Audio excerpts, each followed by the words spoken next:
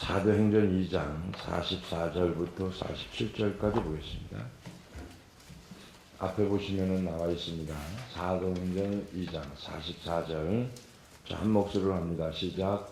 믿는 사람이 다 함께 있어 모든 물건을 서로 통용하고 또 재산과 소유를 다 각 사람의 필요를 따라 나눴으며 날마다 마음을 같이하여 성전에 모이기를 쓰고 집에서 떡을 떼며 기쁨과 순전한 마음으로 음식을 먹고 하나님을 찬미하며 또 백성에게称颂을 하더니 주께서 구원받는 사람을 날마다 더하게 하시니라.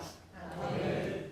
할렐루야. 아멘. 4장 32절 35절까지 32절부터 35절까지 다시 한번 봅니다.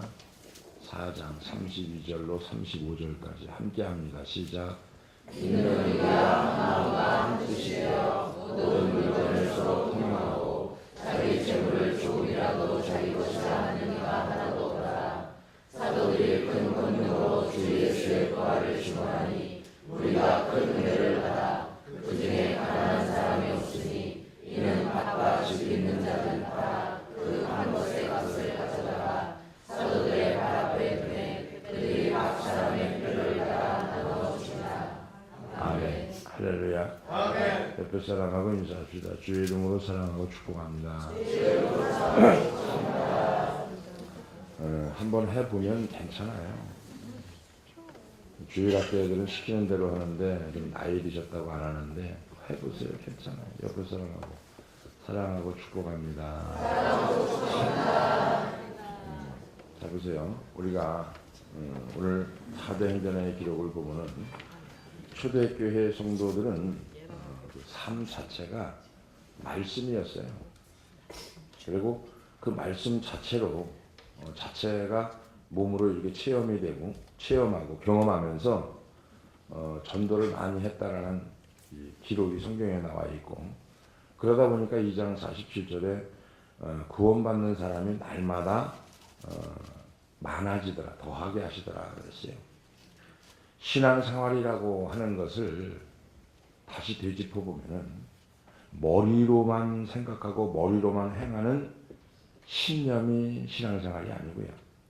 신앙생활은 믿음으로 행하는 건데, 우리가 하나님을 알고 성경을 보고 기도하고 이게 전부가 신앙생활이 아니죠. 신앙생활은 말 그대로 살아가는 거예요. 부부가 결혼을 해서 살다 보니까 아이도 생기고 또 아이가 크다 보니까 장가가고 시집가서 손주도 보고, 이게 신앙생활이란 말이에요. 근데 우리를 신앙생활과 우리 삶을 이렇게 이원론적으로 생각한단 말이죠. 그게 신앙생활이 아니에요. 신앙생활은 머리로 하는 게 아니고 생각으로 하는 게 아니고 신념이 아니라 믿음으로 행하기를 부탁을 드리겠습니다. 아멘. 믿음은 따르는 것이고요. 따르는 것은 말씀이 살아있어야 되는데 살아있지만 움직이지 못하는 식물인간처럼 대답만 하고 움직이지 못하는 신앙생활이 오랜 세월 속에 무뎌지고 굳어져서 행할 능력이 소멸된 상태가 지금의 시대가 아닌가 이렇게 생각을 해봅니다. 오늘날 교회의 성도들이 본질에서 많이 벗어나 있어요. 본질에서. 그 자체가 뭐냐면 지도하는 목회자 자체가 행할 능력을 소멸하고 믿음을 잃어버렸고, 그 따르는 공동체 또한 보고 들은 것을 행하지 않기 때문에, 보고 듣지 못하는 것을 행할 수가 없는데 보고 들은 것은 행할 수 있어야 되는데, 성경은 보고 들은 것을 기록해 놓고 있고 보고 들은 것을 행하라고 얘기하는 것을 믿음이라고 하고 있고, 신념적으로 막연히 죽어서 천국 가는 신앙이라고 하면은 가장 불쌍한 자가 예수 믿는 자입니다. 근데 이 세상 살면서 말씀이 실제로 경험되어지고 체험되어지고 이거를 바로 잡고, 그죠? 굳어진 거, 삐뚤어진 거, 이걸 바로 잡아가는 거. 아이들이 바른 길로 못 가고 삐뚤은 데로 가면은 부모 속에 타는 거예요. 그 아이를 바로 잡으려고 공부 좀 더 가르치려고 학원도 보내고, 그죠? 말 잘 들으라고 핸드폰 사주는데 핸드폰만 하고 있고, 그렇잖아요. 이게 부모들의 마음은 무한정 자녀에게 쏟아부고 싶은 거죠. 자녀들은 부모 마음에 100분의 1도 못 따라옵니다. 거꾸로 우리가 신앙생활을 한다고 하지만 하나님의 마음을 1000분의 1, 10,000분의 1도 못 따라가요. 그래서 우리가 자녀에게 매를 대는 것처럼 하나님 우리가 엉뚱한 대로 곁길로 갓길로 갔을 적에 고난도 주고 고통도 주고 때로는 너무 말 안 되니까 질병도 주고 그래서 어떻게든지 하나님 품으로 끌어들이려고 애쓰는 게 성경이거든요. 응? 누군가 우리에게 아니면 여러분들 주위에서 당신이 믿는 하나님이 진짜 살아계십니까? 라고 묻는다고 하면은 아마 대답할 사람이 거의 희박할 것 같아요. 뭐라고 대답할 것인가? 한 가지죠, 대답은. 나를 보고도 못 믿겠냐? 내가 이렇게 변한 것을 보고도 하나님이 안 믿어진다 라고 답할 수 있는 것. 이것이 삶의 말씀이 살아 움직이는 복음을 전하는 태도고 향기고 그리스도인의 자세라고 하는 거죠. 우리에게 바로 이런 모습이 나와야 되는데 오늘날 교회 역시 마찬가지로 이런 모습이 없다는 얘기죠. 이론과 가르치는 것은 많아 지식은 넘치는데 실제로는 말씀을 경험한 경험이 없다 보니까 지식적 하나님, 이론적 하나님을 만나보지만 삶에서 하나님을 경험하지 못하니까 계속해서 먼 미래만 얘기하는 거예요.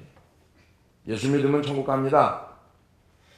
가장 불쌍한 자라니까요. 예수만 믿고 이 땅에 살면서 누리지 못하고 행복을 못 느끼고 기쁨을 못 느끼고 보호받지 못하고 병들어 신음하면서 가는 사람은 가장 불쌍한 자가 그렇게 예수 믿는 사람이에요. 지금 시대에 기적이 없다고 말합니다. 기적. 그런 얘기를 하면 헛소리라고 얘기합니다. 지금 시대에 기적이 없는 게 아니고요. 믿음이 없는 겁니다.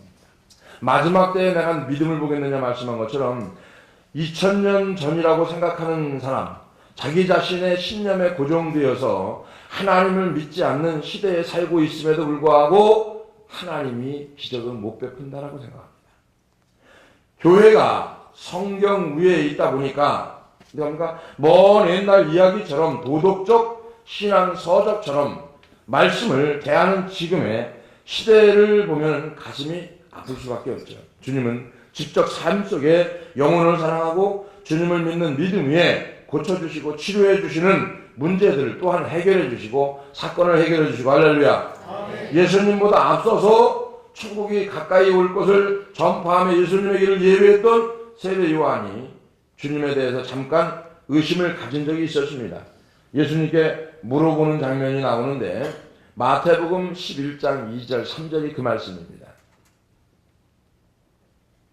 요한이 옥에서 그리스도께서 하신 일을 듣고 제자들을 보내요. 예수께 여짜오되 오실 이가 당신입니까? 우리가 다른 일을 기다려야 됩니까? 주님 입장에서 보면 지금 굉장히 중요한 순간이에요. 주님이 이렇게 대답합니다. 4절 5절에 11장 마태복음 11장 4절 5절에 이렇게 대답을 합니다. 예수께서 대답하여 이르시되 너희가 가서 듣고 보는 것을 요한에게 알리되 맹인이 보며 못 걷는 것이 걸으며 나병 환자가 깨끗함을 받으며 못 듣는 자가 들으며 죽은 자가 살아나며 가난한 자에게 복음이 전파된다 하라. 할렐루야. 아멘. 이게 이 시대에 오늘 성경이 말씀하고 있는 2000년 전의 기적과 이적으로 치부해버리는 게 아니고 이 시대에 일어나야 되는 또 큰 생교회에서 일어나고 있는 일이란 얘기죠. 할렐루야. 아멘. 논리로 대답하지 않으셨고 이론으로 제자들을 설득하려고 하지 않았고 신념이 아닌 실제적인 변화를 일으키는 생생한 삶의 모습으로 주님은 제자들에게 대답을 합니다. 교리와 이론과 논리가 난무하는 복잡한 이야기 없이 실제로 사람들이 변화되었으니 그 모습을 보고 전하는 거예요. 지금 이론이나 교리나 논리로 지식으로 전하는 게 아니고요. 예수 믿으면 이렇게 됩니다. 이론이 아니고 예수 믿으면 내가 경험한 예수가 있는데 이 예수가 이렇더라. 음식점에 가서 음식을 먹으면 맛이 달짝지근하면서도 약간 쌉싸름 맛이 나고 요 설명을 하라는 거예요. 예수 믿는 사람이. 근데 어떡합니까? 음식이 맛있어? 안 맛있어? 그냥 먹어보면 맛있을 거야. 그 음식이 맛있게 생겼네. 그렇게 복음 전하라는 게 아니에요. 복음은 경험한 거. 이런 얘기 하잖아요. 여자분들이 집에서 남편이 참 괜찮고 매너가 있고 이러면 뭐라 그래 여자가 옆에 사람하고 살아봐라 이런 얘기 많이 하잖아요. 다른 사람한테 매너 있고 예의 있고 그죠? 겸손하고 근데 집에서는 안 그러니까 같이 사는 여자 입장에서는 네가 살아봐라 그런가 그 얘기 아니에요? 우리가 지금 예수를 믿으면서 내가 경험하고 체험하고 그 다음에 이 주님을 만난 이런 경험들이 있어야 그 속에 믿음이 있고 할렐루야. 예수님이 삶으로 본을 친히 보여주셨고 초대교회 역시 그러한 방법으로 태동이 된 겁니다. 오늘날 교회는 이런 삶의 방식을 잃어버리고 교리로 이론으로 논리로 난무하는 교회가 되어버리고 말았어요. 그저 2000년의 역사와 전통을 자랑합니다. 교단을 자랑하고 교파를 자랑합니다. 교회를 자랑합니다.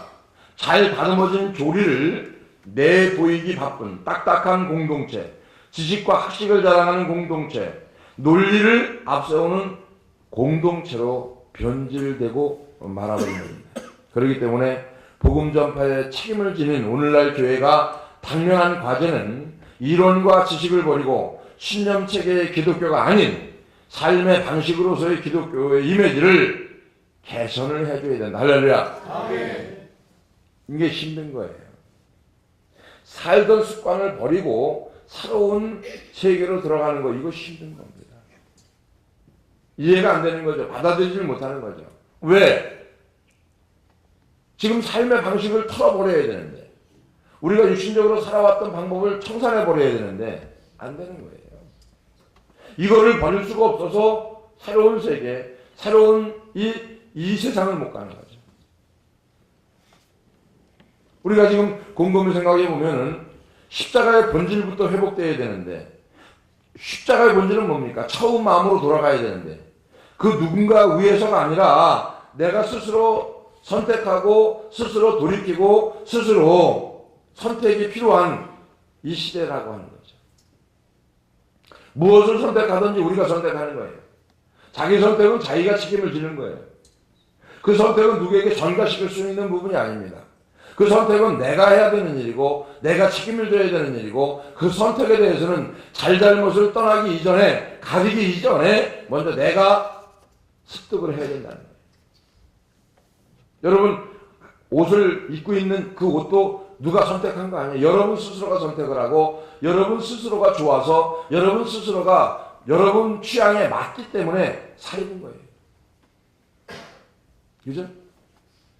자, 이미지를 개선하기 위해서 교회가 이론과 논리를 세우는 그 종교에서 생활이 변화받고 삶의 능력이 나타나고 말씀이 실제가 되는 신앙 공동체로 변화되어야 되는 것이 우리 모두에게 주어진 사명이고 그 사명을 감당해야 될 것이 저와 여러분인 줄 믿어주면 아멘 합시다. 아멘. 진짜예요.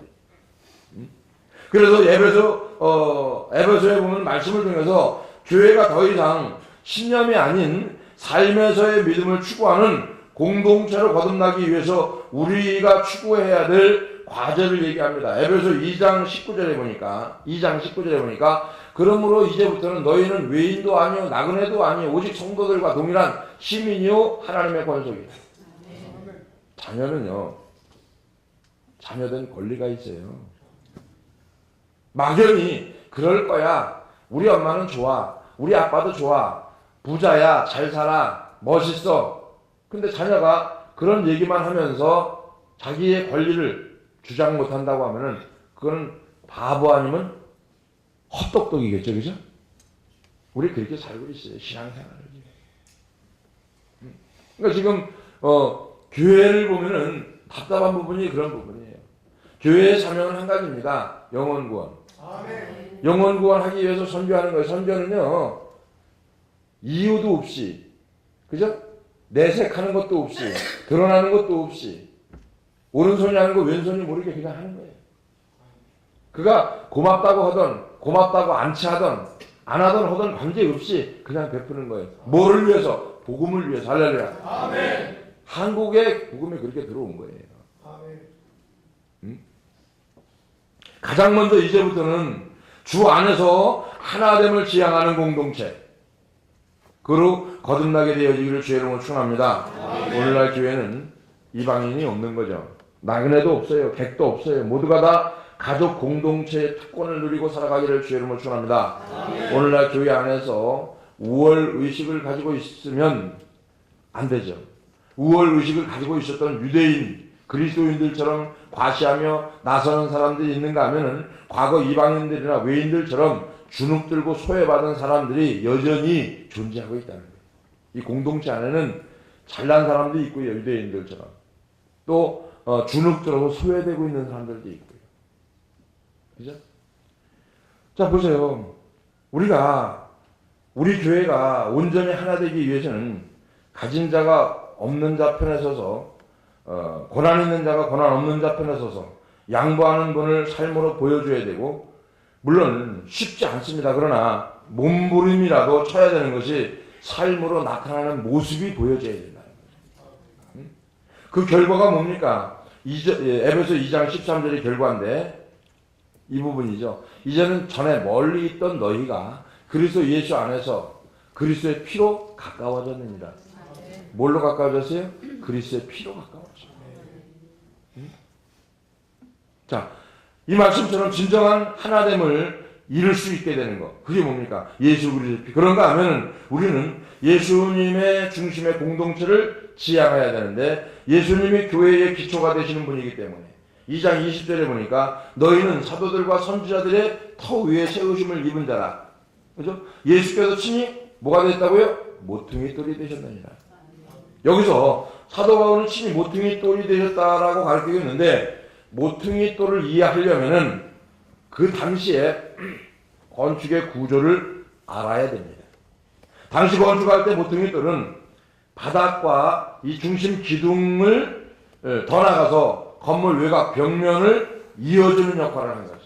그래서 모퉁이 돌을 딱 빼면 건물이 이렇게 무너지는 거죠. 무슨 얘기냐면 이 모퉁이 돌이라고 하는 자체가 중요한 가교 역할을 했다는 얘기죠. 즉 건물의 모든 하중을 받고 있는 돌이 모퉁이 돌이라고 합니다. 이것이 무슨 의미냐면은 교회는 정교한 조리나 설교 잘하는 목사의 열정이나 성도들의 열심을 지탱하는 공동체가 아니고 모든 하중을 다 받아야 하는 모퉁이 돌 되시는 예수 그리스도의 희생으로 유지되는 공동체라고 하는 겁니다. 교회는 예수님이 그 중심에 서 계시는 것이 공동체고, 어떻게 진정한 하나됨을 이룰 수 있겠느냐? 아무리 사랑하는 척해도 내 마음 속에는 여전히 미운 사람이 존재하는 거예요. 사랑하는 척을 해요. 그죠?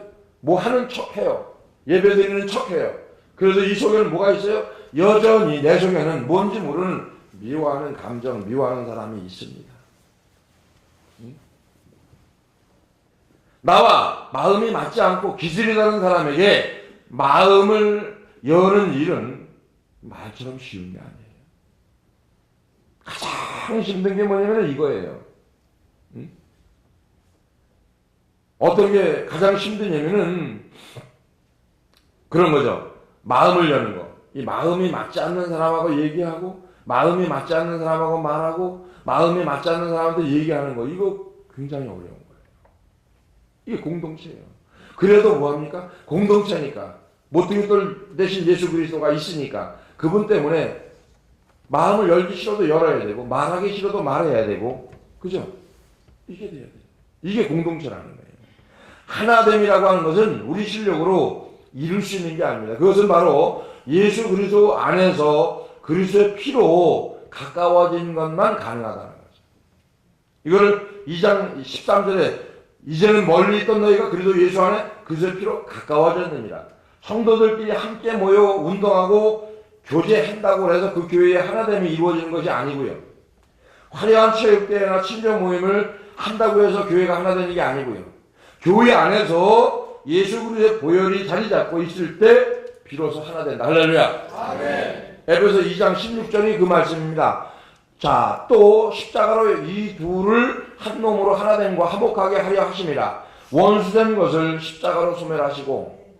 자, 원수된 것을 소멸하는 능력은 예수의 십자가의 능력이고 주님의 십자가의 능력이 아니고서는 우리에게는 원수된 것을 풀 수 있는 능력이 없다는 거죠. 즉 다시 말하면 미워하는 감정을 풀 수 있는 건 사람이 없다는 거예요. 이거를 풀 수 있는 거, 이건 뭡니까? 예수 그리스도의 피 이외에는 안 된다는 거죠. 이런 것처럼 이질적인 사람들을 하나로 묶어주는 것을 정책도 아니고요, 이념도 아니고요, 경제 논리도 아니고요, 오직 예수 그리스도라는 공동체의 분모가 되는 줄 믿어지면 하면 합시다. 오직 예수님을 위해서 하나가 되어갈 수 있는 거, 여기서 한 가지 반드시 기억해야 될 것이 에베소 2장 20절인데 2장 20절에 보면은 뭐라고 얘기합니까? 너희는 사도들과 선지자들 터 위에 세우심을 입은 자라. 그리스도 예수께서 친히 뭐가 되셨느니라? 모퉁이 돌이 되셨느니라. 이게 뭡니까? 초대교회입니다.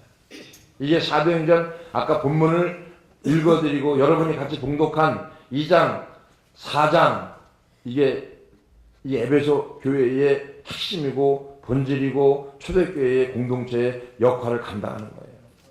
그렇기 때문에 누구라도 자기가 교회의 모퉁이돌이 되는 양 주인의 행세하는 것은 가장 악한 것 중에 악한 것이라고 합니다. 우리는 명심해야 됩니다. 아무리 유능한 목사라도 아무리 많은 헌신을 한 성도라도 예수님 아닌 누구라도 교회의 주인이 될 수가 없다는 거죠. 교회가 타동되는 시점에서 주님의 나라가 임하는 그날까지 오직 예수 그리스도는 한 분만이 교회의 모퉁이돌 되시는 줄 믿어주면 하면 합시다. 그것이 이루어질 때에 교회는 교회다워지고 성도는 성도다워지고 그런 교회가 초대교회의 역사를 이루어간다라고 합니다.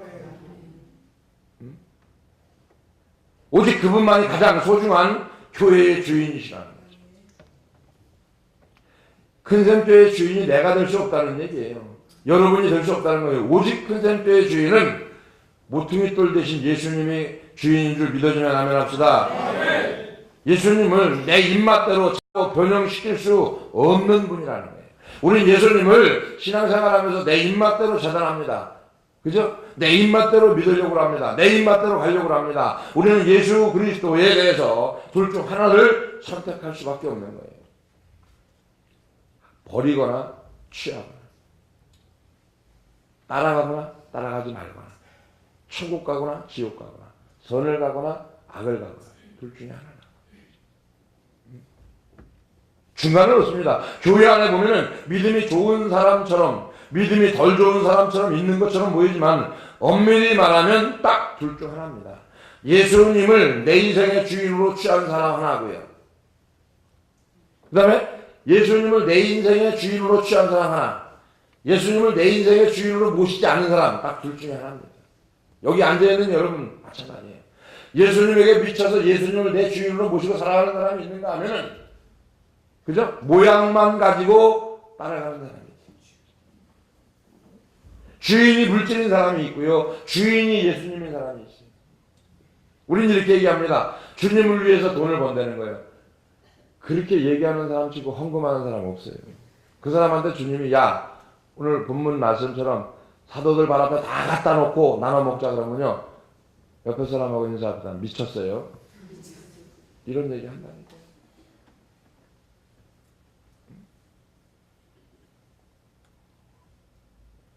저는 예수님을 오래 믿어온 사람, 더 정확히 말하면 교회에 오래 다닌 사람에게 심각한 권면 하나 드리고 싶어요.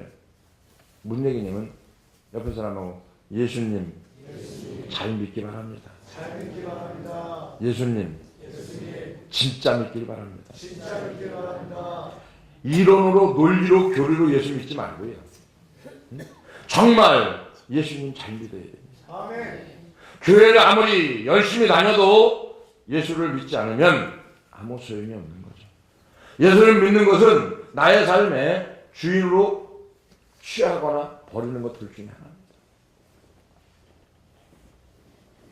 선택하는 거죠. 우리는 정말 예수님을 잘 믿어야 되기를 주의 이름으로 축원합니다. 아멘. 마지막으로 교회는 완성을 향하여 함께 성장해가는 공동체를 지향해야 된다. 에베소 2장 21절 22절에 보면은 그 얘기가 나와 있죠. 자, 그 안에서 건물마다 서로 연결해주고, 자 보세요. 우리 이재영 집사 건물과 임정일 집사 건물, 요게 요 얘기하는 거예요. 지금 연결해주고, 요게 연결되어졌을 때 성전이 되어져 가고. 22절. 자, 요게 어떻게? 너희도 연결되어진 뭐 성령 안에서 여기도 하나님이 거하실 줘서 여기도 거하실 하나님의 줘서 할렐루야. 아멘. 그러기 위해서 예수 그리스도 안에서 건물을 지려면요, 모난 부분을 깎아야 지어지는 거예요. 여러분이 앉아있는 의자, 그거 고난 많이 받은 겁니다. 대표한테 고난 받았죠. 톱한테 고난 받았죠. 탁하질 할 때 탁한테 고난 받았죠. 그래서 여러분 이렇게 편히 앉아있을 수 있는 거예요. 자, 그거예요. 내가 만들어지고 깎이기 위해서는 고난을 받아야 돼요. 이 사람의 모습에서 내 모습을 보고 내 모습에서 이 사람의 모습을 보는 거, 이게 공동체에 함께 지어져가는 성전이 여러분이 되어지기를 주의 이름으로 축원합니다. 여기서 함께 지어져 간다는 것은 무엇을 전제로 하느냐 하면은, 옆에 사람하고 아직도 미완성 상태랍니다.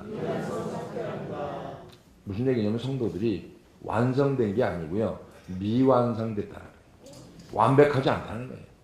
응? 그렇기 때문에 우리는 지상교회의 미숙함에 대해서 실망할 필요가 없고요, 저 사람이 부족한 거에 대해서 실망할 필요가 없고, 저 사람이 못하는 거에 대해서 책망할 필요가 없고. 왜? 그럼 당연하다는 거예요. 그래서 원래 그런 상태니까 우리가 진짜 부끄러워야 되는 것은 미숙한 모습이 아니고요, 진짜 부끄러워야 되는 모습은 신앙생활을 오래 했는데도 성장하지 않는 것 때문에 부끄러워요. 부모 속이 터지는 건 뭔지 줄 아세요? 아이가 자라지 않는 거예요. 성장하지 않는 거예요. 변하지 않는 거예요. 그게 부모 속이 제일 터지는 거예요. 똑같은 거죠. 주님이, 모퉁이 돌 대신 주님이 우리 교회를 바라보면서 제일 속 터지는 부분은 뭘까? 성장하지 않는 겁니다. 바뀌지 않는 거. 해가 가도 날마다 그 타령인 거. 전혀 변할 기미가 보이지 않는 거. 이게 가장 악한 거라는 거예요, 지금. 너무너무 악한 거라는 거예요. 목사라고 전도사라고 신실한 리더라고 해서 완전한 사람이 아니다라고 하는 겁니다. 죄성을 가진 불완전한 존재이기는 누구나 마찬가지인데, 인간은 완전하지 못하기 때문에 이런 연약함을 인정하지 않으면 시험 드는 거예요. 연약함을 인정할 줄 알아야 되거든요. 부족함. 그죠? 성장하되 혼자 성장하지 말고 어떻게 한다? 함께 성장하는 거예요. 함께. 그죠? 함께. 이 사람과 이 사람이 함께 성장하는 거예요. 이제 어릴 가더라도 승리를 해야 될 거 아니에요. 예를 들어서 중학교 2학년이면 2학년답게 생활을 해야 되고요, 고등학교 1학년이면 1학년답게 생활을 해야 되고, 대학교 1학년이면 대학교 1학년답게 생활을 하는 거예요. 맞는 거 아니에요? 고등학교 2학년짜리가 맨날 가서 게임이나 하고 뭐 놀기나 하고 소꿉장난이나 놀고, 부모 입장에서 미치는 거예요. 그렇잖아요. 생각을 한번 해보세요. 정신이 이게 올바로 똑바로 베낀 사람이면, 이게 똑바로 베꼈으면요 그렇게 안 살아요. 선조가 뭔지 아세요? 나를 발견하는 거예요. 아멘.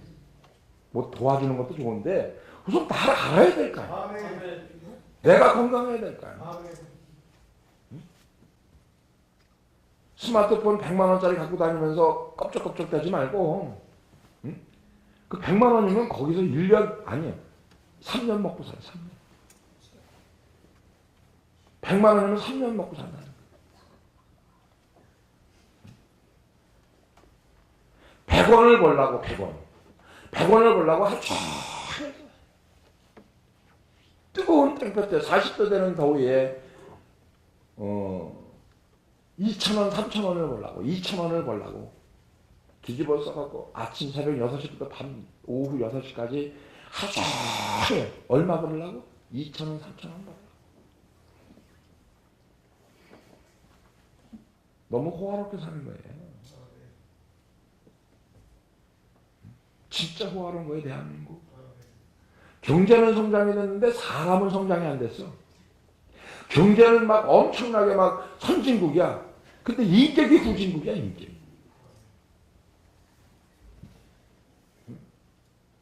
유럽 사람들은요, 그렇게 빈면에도 느긋해요. 여유 있어요. 질서 지켜요. 질서정연해요. 새치기 하고 떠들고 시끄럽게 하고 공항 가서 술 먹고 나자빠진 건 다 한국 사람이에요.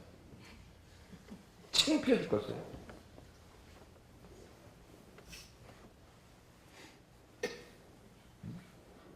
쉬운 말로 얘기하면요, 개판오른쪽이에요.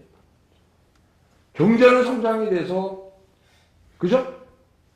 국민들이 사는 건 높아갔는데 머리가 안 깨진 거예요. 인격이 성장이 안 된 거예요. 그러니까 아이들이, 기성세대 아이들이 보고 배우는 게 아무것도 없어요.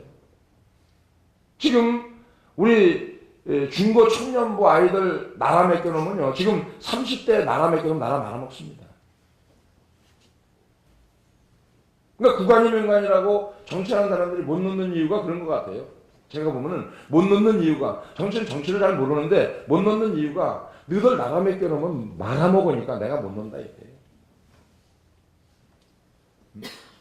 왜? 인격이 성장이 안 됐다니까요. 경제는 성장이 됐는지 몰라도, 사는 수준은 성장됐는지 몰라도 생각하고 말하는 거, 행동하는 거, 마음 쓰는 거, 인격 성장 안 됐다는 거예요. 여러분 곰곰이 한번 생각해 보세요. 여러분의 가정에서 자녀들이 인격이 성장돼 가는가, 아니면은 망나니처럼 살아가는가.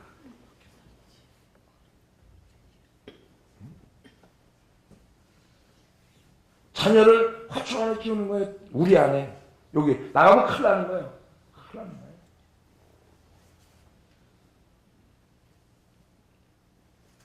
아닙니다, 여러분. 그러니까 자랑은 아니지만 정섭이하고 이렇게 대화를 하다 보면은 대화가 돼요. 말이 통해요. 그리고 한 가지 얘기하면 10가지 알아들어요. 20가지도 알아듣고 이렇게 한 번 얘기하면 딱 끝나거든요. 딱 정리해요. 이렇게 했어요, 아빠. 그래. 야, 역시 넌 잘해. 아무나 하는 거 아니야? 이래요. 우리 집사람한테 얘기하면 나하고 뭐라면 나보고 특별한 사람이라는 거예요. 그 내가 우리 성도들하고 이렇게 대화하든지 목사님들하고 대화하고 교제하고 이렇게 하다 보면요, 속 터지는 일이 한두 번. 얘 손에 져줘도 몰라요. 그러니까 신앙생활이 안 되는 거예요. 왜 안 되냐면 초대교회 역사가 왜 안 일어나냐면은 져줘도 모르는데 그걸 이론을 듣고 교리를 듣고 논리를 푼다고 되겠어요, 이게? 이해가 안 돼요. 이게 척하면 이게 탁 나와야 되는데 답이, 그죠? 시험 볼 적에 아이들이 시험 문제를 딱 받아들였을 적에 답 아는 거가 탁 들어오는 게 있고 모르는 게 있어요, 그죠? 똑같은 거예요.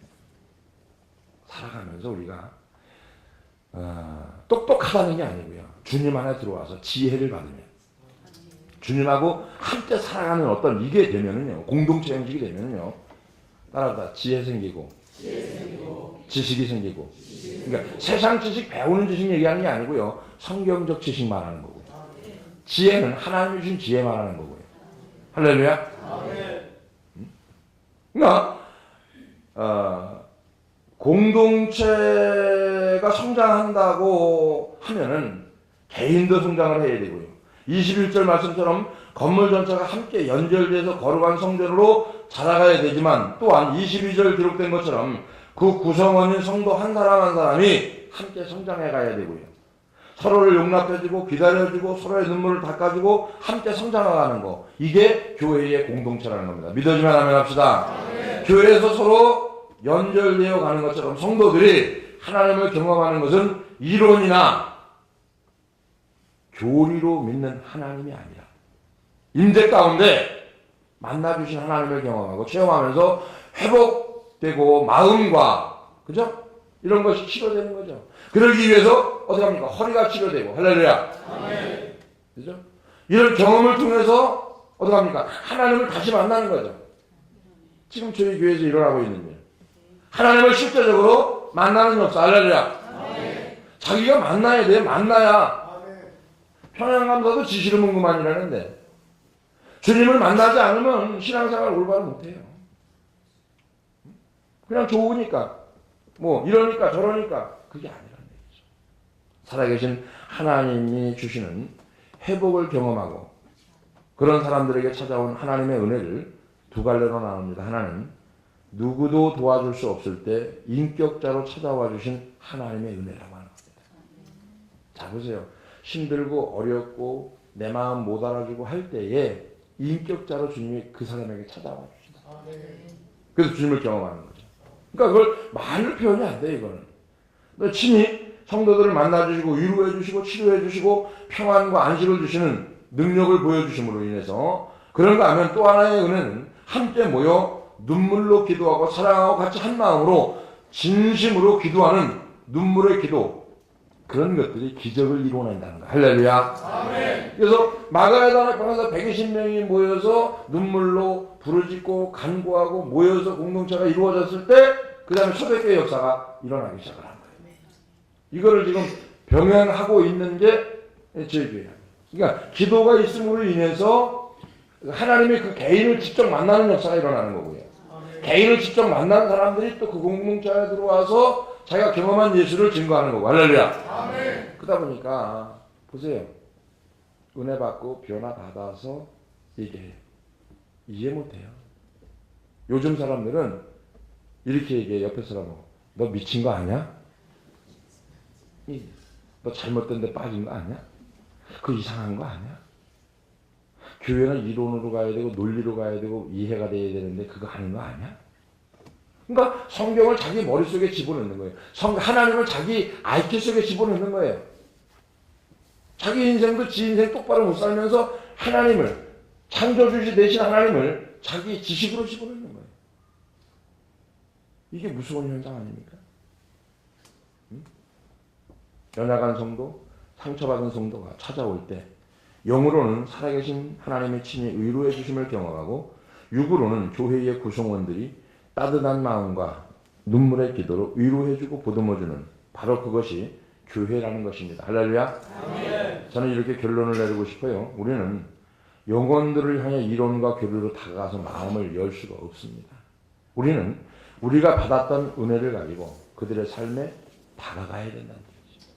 낙심한 영혼을 긍휼히 여기는 마음으로 다가가서 그래서 지금 주님의 은혜가 간절히 필요한 누군가의 이름을 떠올리고 그 사람을 위해서 깨어 기도하는 우리 모두가 되어지기를 주의 이름으로 축원을 드리겠습니다. 아멘. 기도하겠습니다. 고마우신 아버지 하나님 감사합니다. 하나님께서 말씀해 주신 초대교회 역사를 에베소 교회를 통해서 한번 상고해 봤습니다. 우리가 주어진 말씀 속에 버릴 건 버리고 취할 건 취하게 하여 주시고 하나님 앞에 엎드릴 건 엎드리게 하시고 부르짖을 건 부르짖게 하시고 내 마음이 성장되지 못한 것 때문에 아버지 하나님 앞에 통회하고 잡아갈 수 있는 귀한 은혜가 넘쳐날 수 있도록 인도해 주시고 예수 그리스도의 피로 가까워진 공동체 안에서 잘못된 것을 버리고 취해서 깎일 것 깎이고 다듬을 것 다듬어서 하나님이 보시기에 흠모할 만한 사람으로 만들어져 갈 수 있는 그 은혜가 넘쳐날 수 있도록 축복해 주시옵소서. 감사 영광을 올리며 예수님의 거룩하신 이름으로 축복하며 기도하옵나이다. 아멘.